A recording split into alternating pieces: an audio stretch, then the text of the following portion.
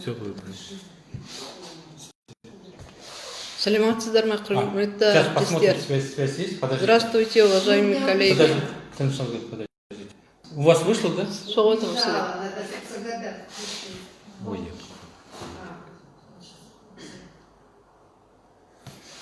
Как что? А что, прямой эфир, ладно? А что? Басталды ма? Что за? А, вот что вот сразу. Заходят туда. Пускай зайдут сейчас.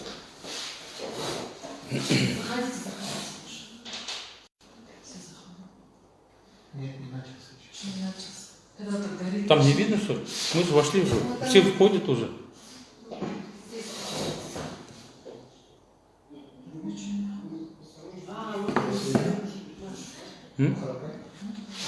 Бастау керек болар? Нельзя, подожди, открой. Сначала давайте. Войдут все. 3 человека в прямом эфире. МПЦ прямой эфир. Вот у меня вышел.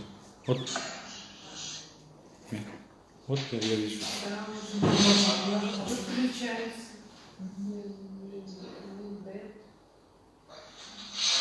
МПЦ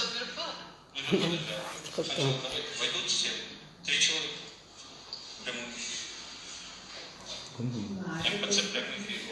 вышел. Саламатсыздар ма, құрметті әріптестер? Здравствуйте, уважаемые коллеги. Тема нашей онлайн-консультации – вопросы регулирования режима рыболовства реки Кигать с притязевым пространством и создания благоприятных условий естественного воспроизводства.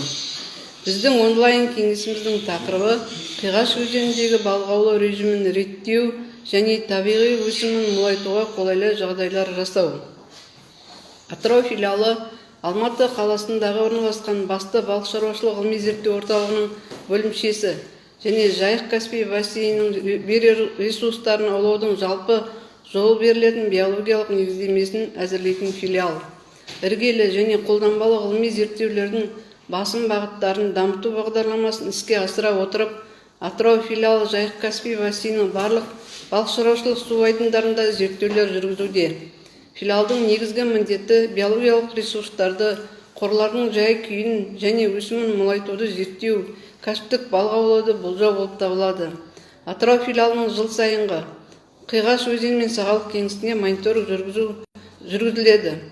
Балық аулау ережелеріне өзгерістер енгізу және әзірлеу, жануарлар дүниесінің объектілерін пайдалану шектеулер мен тыйым салуға ұсыныс береді. Кәсіпшілік учаскелерінің барлық өнімділігін анықтай отырып, биологиялық ресурстарды пайдалану және кәсіпшілікті реттеу жөнінде ұсынымдар әзірлейді. Балық шаруашылығы дамыту жоспарына да сәйкес іс-шаралар бойынша ұсыныстар береді. Жайық-Каспий бассейнінің балық шаруашылық су қоймалары Қазақстан Республикасында аса маңызға ие. Қиғаш, Жайық өзендерінің қоймалары кәсіптік балық түрлерінің үлкен қорымен ерекшеленеді. Өйткені оларда балық жайылымы мен уылдырық шашуға қолайлы табиғи жағдайлар сақталған. Жайық-Каспий балық кәсіпшілік аймағы шартты түрде бірнеше жекеленген аудандарға бөлінеді. Каспийдің солтүстік бөлігі, теңіздің қазақстандық бөлігі, төмендегі Жайық өзенінің Сағалық кеңістігі және Еділ өзен атырауының шығыс бөлігі, Қиғаш өзені мен Сағалық кеңістігіндегі Құрманғазы ауданы. Қиғаш өзені Еділ өзенінің шығыс бөлігінің ірі тармақтарының бірі болып табылады. Қазақстанның Атырау облысы мен Астрахань облысының аумағы арқылы өтіп, Каспий теңізіне құяды. Қиғаш өзені өзі су бассейні болмағанмен Еділ өзенінің атырауындағы тармағы болып есептелінеді. Сондықтан да оның гидрологиялық, гидрохимиялық режимі Еділ өзенінің және оның су жинау бассейнінде өтетін процестердің бүкіл кешенін көрсететін өзен факторларының әсерінен қалыптасады. Қиғаш өзені Каспий теңізіне бірнеше ірі каналдар арқылы жалғасады. Иголкинский, Утера, Шаронка секілді Утера каналы Канычин, Бакланы каналдары арқылы таралып, Шаронка өзенде Татарский өзендер арқылы тармақталып теңізге қарай ағылады.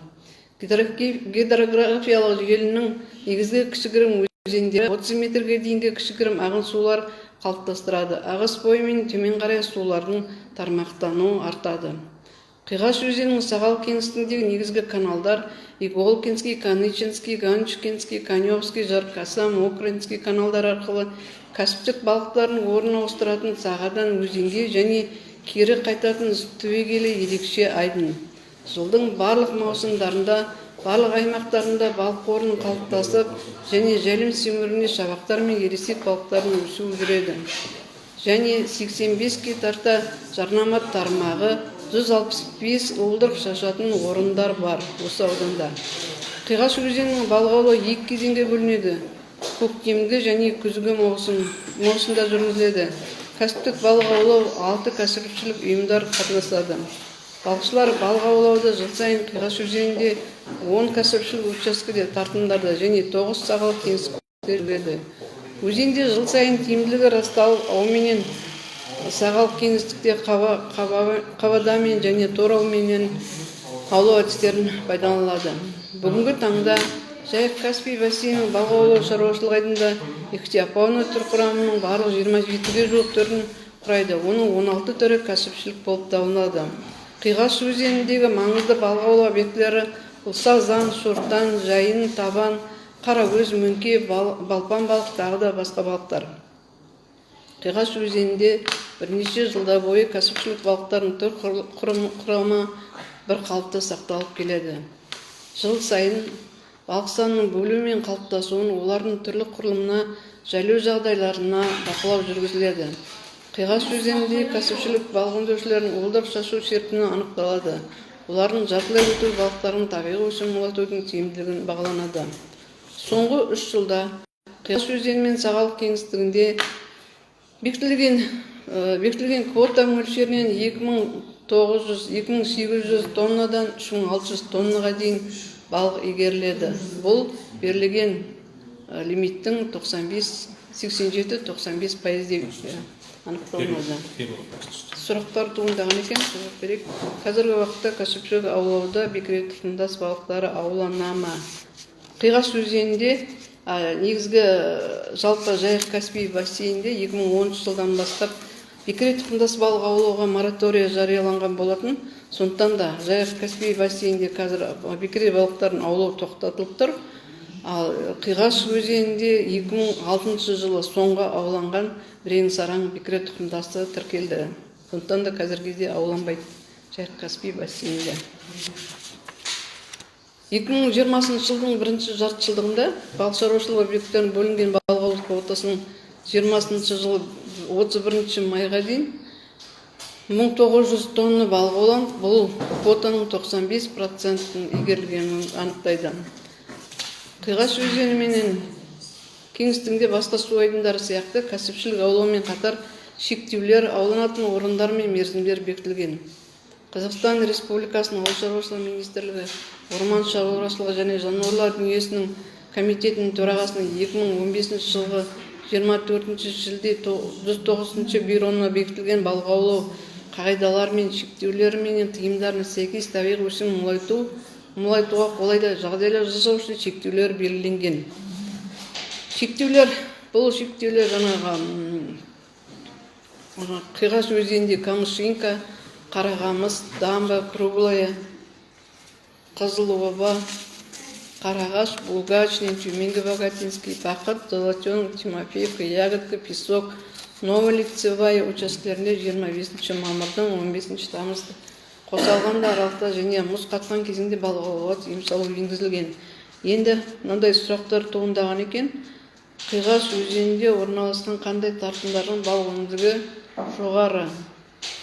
Қиғаш өзенінде жаңа айта кеткен 9 участка тартым бар. Олардың өнімділігі жоғары. Жаңағы кемелері жақсы ау құралдарымен жабдықталған өндірістік кооператив Каспий балық ұжымы, Песок, Ягодка тартымдары және жеке шаруашылық серіктестігі Амангелді атындағы Канычин каналында орналасқан Бақыт, Булгачный тартымдары ең өнімділігі жоғары тартымдар деп есептеледі. Кәсіпшілік емес аулау құралдарын қолдану отырып, Қиғаш өзенінде барлық каналдар мен өзектері сенбі, жексенбі және мереке күндері қоспағанда 20 сәуірден 20 мамырды қоса алғандағы аралықта тәуліктің түнгі уақытында балық аулауға тыйым салу енгізілген. Көріп отырғандай, кәсіптік балық аулау мен әуесқой балық аулаудың орындары мен мерзімдері нормативтермен нақты анықталған. Бірақ барлық ресурстарын ұтымды пайдалану үшін біздің олардың көбеюіне жағдай жасауымыз қажет. Тағы да сұрақ туындаған екен, мынандай: улов встречаются ли краснокнижные рыбы, если есть, то какие? Улов кигач при всем пространстве, кроме промысловых рыб, редко встречается, но единичные экземпляры кутум и каспийский минога. Осындай.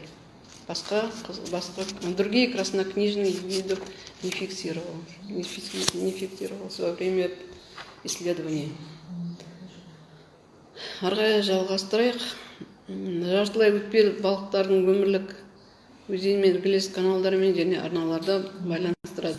Ондай олардың көбеюі жүреді, ал теңіздің тұщытылған учаскелерде шабақтар мен ересек балықтар жайылым ауданы.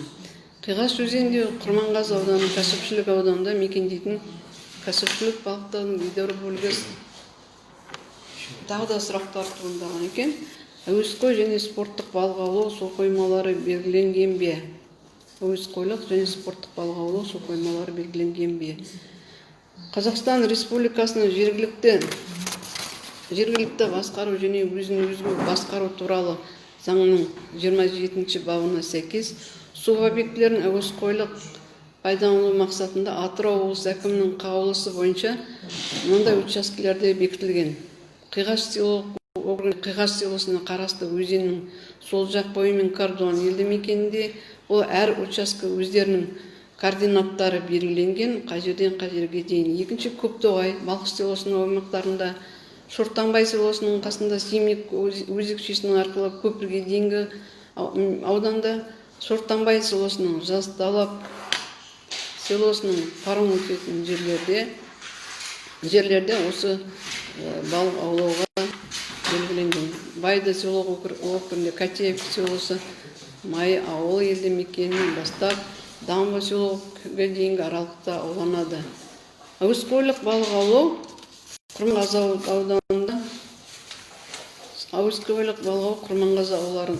ауданында барлық мекендейтін жас баладан бастап ересек адамдарға дейін балық аулаумен әуестенеді. Ауданымызда әуесқой тұрғыдан балық ауланатын жерлер мейлінше көп, және осылар осы режимді пайдаланып отырып балық аулайды. Келесі сұрақ: сколько вылавливается рыбы в реке Кигач в последние годы? Сколько вылавливается? В последние годы в реке Кигач вылавливается от 2870 тонн до 3550 тонн.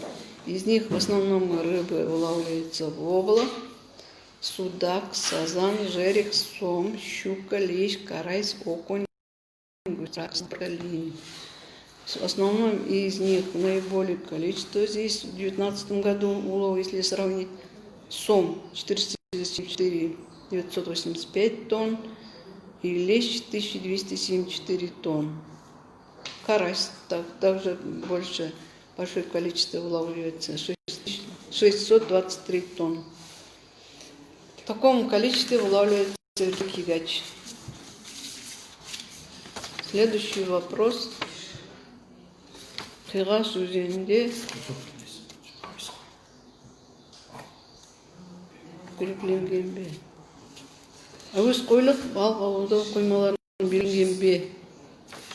Белгіленген, жаңа айттым ба, Атырау облысының 37-ші бабына сәйкес облыс әкімінің шешімімен Қиғаш өзенінде Кардуан елді мекен территориясында, Көктоғай Балқышы селосының аумақтарында, Шортанбай селосының қасында, Земик өзекшесінде, Шортанбай селосының, Жасталап селосының паром өтетін жерлерде, Байды село округінің Катеев селосының Май ауыл елді мекенінен бастап Дамбы учаскесіне дейінгі аралықта аудандарының барлығы осы территория әрбір өзі бекітілген, өздерінің координаты қойылған осы жерлерде әуесқойлық спорт аулауға болады. Әуесқойлық аулауға. Келесі Құрманғазы ауданында балық жүретін каналдарда мелиорация жұмыстары жүргізіле ме?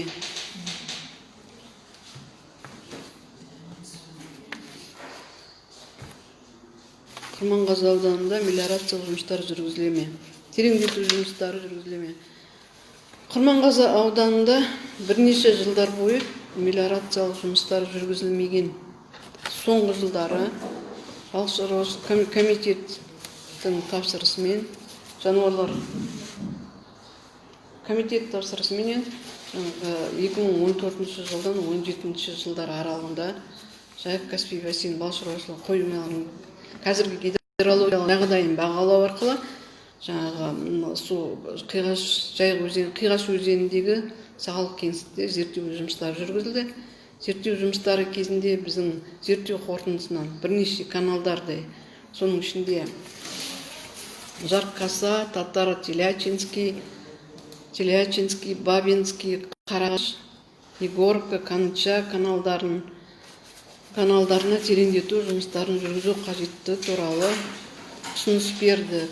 Бұл қазіргі кезде 2019-20 жылдары Қиғаш өзенінің Ганчкин каналында және Жайық өзенінің Яицкий каналдарында тереңдету жұмыстары жүргізілуде. Болашақта басқа каналда да тереңдету жұмыстары жүргізіледі деген үміттеміз.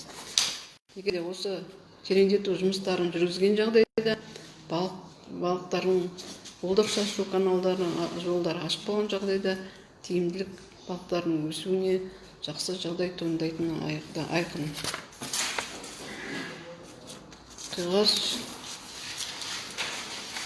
Қиғаш өзенінде орналасқан қандай тартымдар өнімділігі жоғары? Қандай тартымдар алдын ала айтып өткендей, Қиғаштың өзінде орналасқан 10 тартым, сағалық кеңістікте 9 учаскелер бар. Барлық жерлерде күзгі және көктемгі маусымдарда балық ауланады. Және ең өнімділігі жоғары, жақсы қамтылған техникамен, ау құралдармен жақсы қамтылған Каспий балық жеке өндірістік кооперативінің ягодка, песок тартымдары және Амангелді атындағы жеке шаруа қожалығының Бақыт, Болгачный тартымдары басқа тартымдарға қарағанда өнімдігі жоғары деп есептелінеді. Сонымен қатар өнімдігі төмен тартымдарды кездеседі. Қиғаш өзенінде Қарақамыс деген тартым, бұл Шәмші Сүлейменовке қарасты тартым болады, бекітілген. Бұл тартымдарының өзі жан-жағы қамыспен өсіп, өнімділігі өте төмен тартымдардың бірі болып есептелінеді. Басқа тартымдарда орташа бағытта балық ауланады.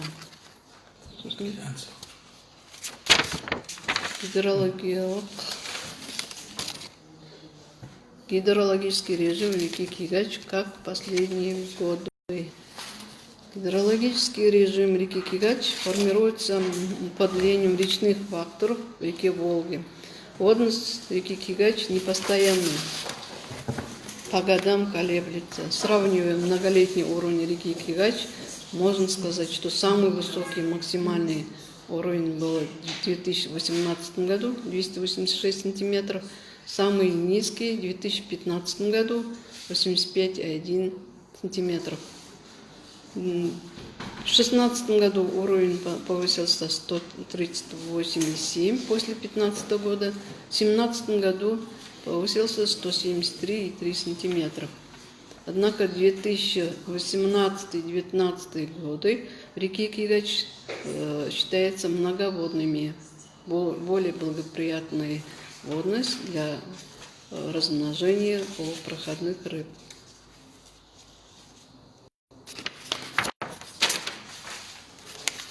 Келесі сұрақ туындаған екен, имеется ли промысловая мера у рыб реки Кигач? Промысловая мера в правилах рыболовства, приложение 1 с изменением, внесением приказом министра экологии, геологии и природных ресурсов РК от 6.11.19 года номер 86 установлены промысловые меры рыбных ресурсов и других водных животных. Рыбохозяйственный водоем или участка Урало-Каспийского бассейна в пределах Атырауской области.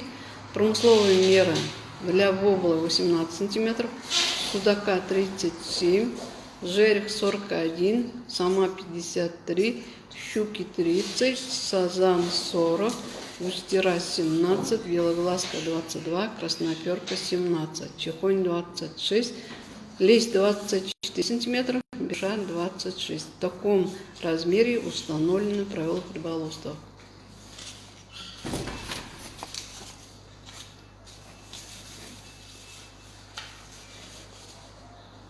Жартылай жаңа қиғаш өзенін айта кеттік. Қиғаш пенен сағал кеңістікте жартылай өтпелі балықтардың өмірлік циклы өзенмен іргелес каналдар мен арналарда байланысты. Онда олардың көбеюі жүреді. Ол теңіздің тұтылған учаскелерінде шабақтар мен ересек балықтар жайылым ауданы болып есептенеді. Қиғаш өзенінің Құрманғазы ауданында тағы да сұрақ туындаған екен. Балық ауланатын кооперативтер саны Қиғаш өзенінде қанша?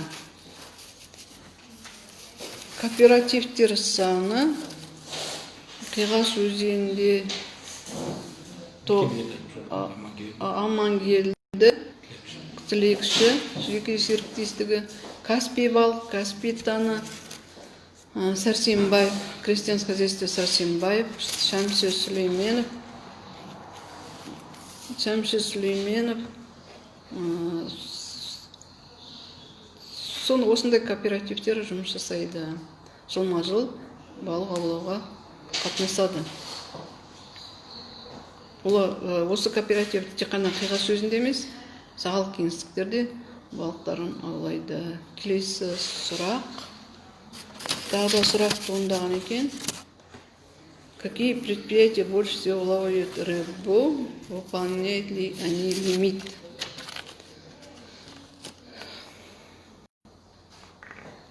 Выполняют ли лимит предприятия те, которые оснащены плавсредствами, орудиловыми, так как мы до этого говорили, то Амангелді, ПК Каспий балық, то Тілекші, который осваивает выделенные квоты до 90%. Ары қарай жалғастырайық. Жаңа айта кеттік қой, Құрманғазы ауданы Каспий ауданы Каспий балықтарының едәуір бөлігі сағал су ағыстар мен арналарда олдырық жасайды. Өскен шабақтар белсенді түрде көші-қон жасайды. Бұл балық қорының санының толық қалыптасуына айтарлықтай әсер етеді. Көбеюдің тиімділігін балық өндірушілердің олдырық шашатын жерлерге кіруінің қарқындылығын тікелей байланысты. Ол үшін балық аулайтын каналдар мен қолжетімді балық жүретін жолдар қажет. Аталған мерзімде және осы тек Қиғаш сағал кеңістікте ауланумен қатар оларды шектеулерде және тыйым салынатын орындарға ие. Тыныштық аймағын құру мақсатында осындай шектеулер қойылған. Батысында, Қиғаш өзенінің батысында Канычи балық өту каналының сол жағы жағалауы мен Телячи балық өту каналының қиылысқан жерінен Каневский балық аулау каналының қиылысқан жеріне дейін, шығысында Ганчкин балық өту каналының оң жағы жағалауы мен 70 километрден 12 километр Каневский балық өту каналының қиылысқан жеріне дейін, оңтүстігінде Каневский балық өту каналының сол жағы жағалауы мен Каныча балық өту каналының қиылысқан жерінен Ганчкинский балық өту каналының 12 километрге дейін, солтүстігінде Канычи балық өту каналы мен Телячи балық өту каналының қиылысқан жерінен Ганчкин балық өту каналының 70 километрге тік сызық бойымен сағалды кеңістігінде тыйым салынады. Ал сағал кеңістікте ескертпе сағал кеңістіктің Птичий, Ватажный, Иголкинский, Каневский, Мальцев, Новинский, Жаркаса, Тришкин, Ементьев, Верхний Каса учаскелерінде бұл 2006 жылы бекітіліп берілген сағал кеңістік болғандықтан балық аулауға рұқсат беріледі. Балық өту каналдарының 1 километрден 2 жақ бағыты, олардың 2 метр тереңдікке дейін балық өту каналдарының балық аулауға тыйым енгізілген. Қыстық кезде барлық су аймақтары сияқты қиғаш өзендерінде қыстау шұңқырларында балық аулауға тыйым салынған.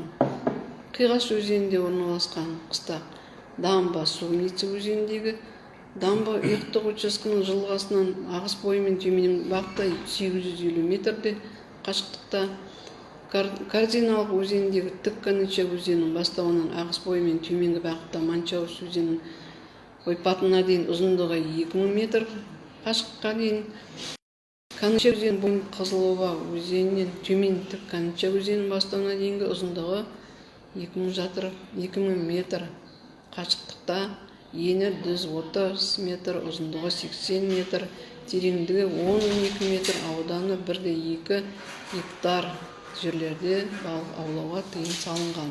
Бұл аталған жерлердің бәрі қиғаш өзенінің бойында орналасқан қыстақ шұңқырлары, яғни зимовальный яма деп аталады. Қиғаш өзенінде кәсіптік тек жаңа учаскелерде өзеннің бойында неводпен балық аулау іс жүзінде жақсы іске асқан. Жаңа Қазақ балық шаруашылығы өндірістік орталығының ұсынысымен Қазақстан Республикасының премьер-министр орынбасарының ауыл шаруашылық министрінің 2018 жылғы 12 шілдедегі 298 бұйрығымен қиғаш өзені үшін кәсіптік күш-жүгердің нормативте бекітілген болатын. Бұл нормативте көрсетілгендей қиғаш өзеніндегі тағы келесі сұрақ туындағаны бөген. Какими орудиями лова производится лов рыбы в реке Кигач? В реке Кигач в основном в самой реке закидными неводами ловят в проведенном пространстве винтирями, ловушками, ставными сетями ловит. Сетями ловит, но однако у нас, я же до этого говорила, было промысловые ограничения. Сколько можно, количество неводов в реке Кигач, количество рыбаков, количество судов, количество лодок. Так, было установлено количество неводов в одном участке 2 невода, по всему Кигачу 28 невода и винтирей. Количество рыбаков ограничено тоже, в одном участке не менее 20, а по всему участку 280 рыбаков должен работать. Количество судов на одном участке 2 судна, на всех 28 судов должен работать. Количество лодок тоже ограничено в приведенном пространстве. На одном участке до 6 лодок, а на всех участках 84. Это судоходство, значит, ограничено, включая и маломерные судна здесь. Ну, да. В одни годы реки много воды, другие годы мало. Какая гидровая ситуация за последние 3 года? Ну, вопрос повторяется, да, еще раз повторю. Гидрологический режим реки Кигач формируется под влиянием личных факторов реки Волги. Водность реки Кигач непостоянный, колеблется. Самый низководный, до этого говорила, в 2015 году было. После 2016 году повысились на 138 на 7 сантиметров. Многоводные последние годы считает 17, 18, 19 годы водность реки Кигач увеличился от 173 сантиметров до 286. Более благоприятные для воспроизводства полупроходных рыб.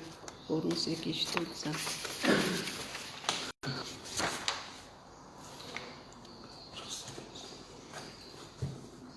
Шектеулер қойылады деп жаңа айта кетті. Қанша балықшы, қанша қайық, қанша ау құралдарын пайдаланатын туралы бұл біздің филиал берген ұсыныстар болатын. Атырау филиалының жасақтаған ұсынысы болатын.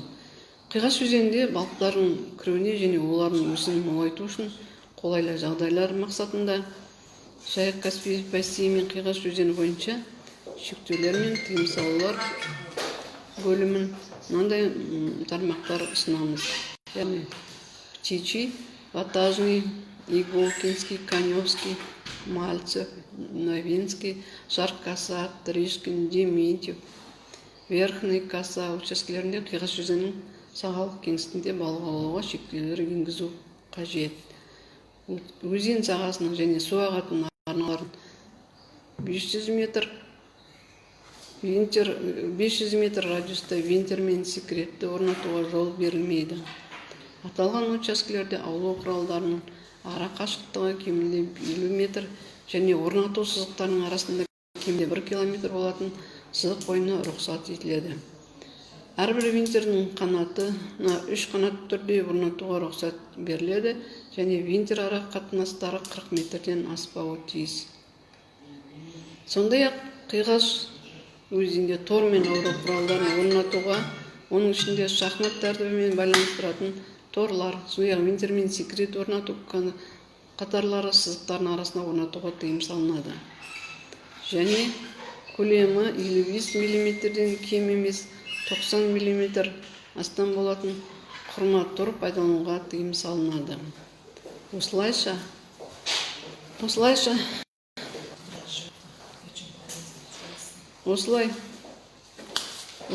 балық аулау ережелері мен мерзімін аулау бойынша белгіленген шектеулер мен тыйымдарын балық аулау ұстымды жүзеге асыратын жағдайда және олардың өсуіне табиғи жағдай жасауға мүмкіндік береді және балықтардың әртүрлілігінің биологиясын және олардың сапалық сандық көрсеткіштерін мен көбеюіне білуге негізделген. Осындай зерттеулер нәтижелерінде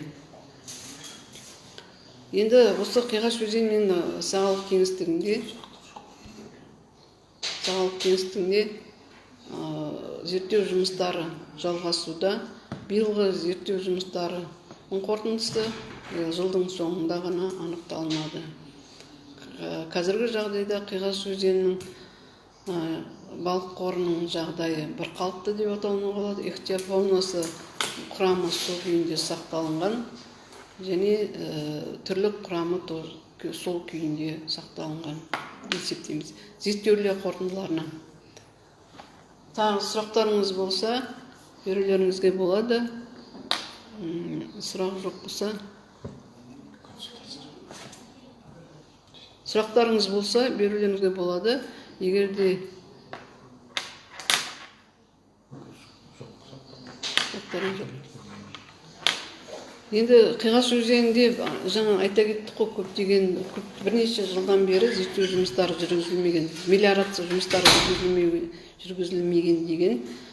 Негізінде зерттеу 14-17 жылдардағы зерттеу жұмыстарын кезінде жаңа аталған Бабинский, Жаркоса, Телячинский каналдарының, Ганчкинский каналдарының теңізге қосылатын аудандарында судың деңгейі 0,5-0,7 сантиметрге дейін жеткен. Бұл жаңағы балықтардың Қиғашқа өтуіне өте қолайсыз жағдайды туындайды. Сондықтан да жылма-жыл Қиғаш өзенінің сағалық кеңістігінде мелиорациялық жұмыстарды жүргізу қажеттілігі керек. Жаңа аталғаннан басқа да бірнеше зерттелмеген каналдар бар. Солардың бәріне зерттеу жұмыстарын жүргізіп, мелиорациялық жұмыстарды қолдау қажет деп ойлаймын біздің зерттеу қорытындысына. Сондай-ақ Қиғаш өзенінде балықшылар санында шектеу керек деп есептеп, жаңа біз нормативке қосымша ұсыныстар беріп жатыр. Соларды сақтауымыз қажет. Қиғаш өзенінің өзінде де аулау мөлшеріменен пайдаланылатын ау құралдарына да нормативке байланысты қарастырылу керек. Сонымен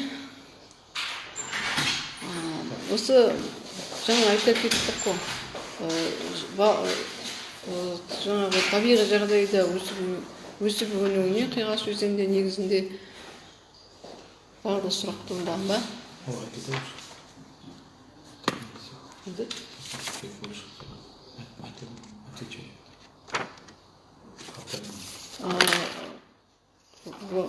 мынандай сұрақ туындаған екен. Какие предприятия больше всего вылавливаются рыбу? Выловят ли они лимит? Сұрақты қайталанып жатқан сияқты, бірақ айта кетейін. Қиғаш да, вопрос до этого на казахском языке был, да? В реке Кигач вылавливается от 2800 до 3,5 тонн рыбы ежегодно. 1000 тонн вылавливается ежегодно. Выполняемый процент лимита освоится до 95%. И лимит, выделенная квота полностью осваивается. Ну, в основном при устье в реке самой Кигач.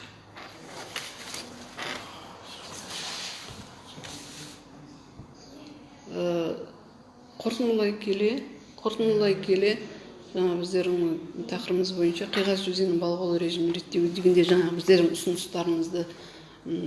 берілген ұсыныстарымыз қабылданып, егер қолданылған жағдайда балықтардың табиғи өсуінің молайтуына қолайлы жағдай болу мүмкін деген біз өзіміз зерттеу нәтижелерін айттық. Сондықтан сонымен қатар жаңағы мелиоративтік жұмыстар жүргізу керек. Мелиоративтік жұмыстары жаңағы ау құралдарын тоже қарау керек. Осындай ұсыныстар. Сонда ғана біздер табиғи жағдайдағы қиғаш пен қиғаш-ағалық кеңістігіндегі биоресурс қорын сақтап қалуға мүмкіншілігіміз болады. Тыңдағандарыңызға рахмет. Сұрақтарыңыз болса, туындаған сұрақтарыңыз болса, қоюларыңызға болады.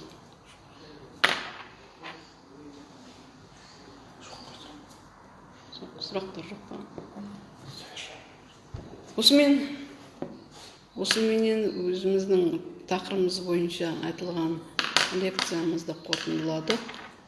Келешекте енді осы нормативтерді, осы бекітілген режимдерді сақталуын қадағалап, сол қиғаш өзенінің ағалық кеңістіктерінің балықтар өсуін ары қарай зерттеу жұмыстары мен ұсыныс беруменен жалғастырамыз.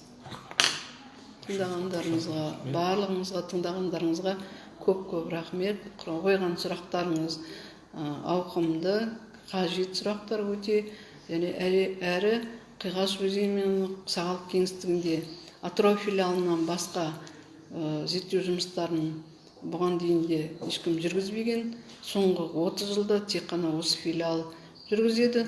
Сондықтан туындаған сұрақтарыңыз болса, жазып жіберіңізге болады. Немесе Атырау қаласына орналасқан филиал мекемесіне келіп хабарласуыңызға болады. Рахмет, айттым ғой.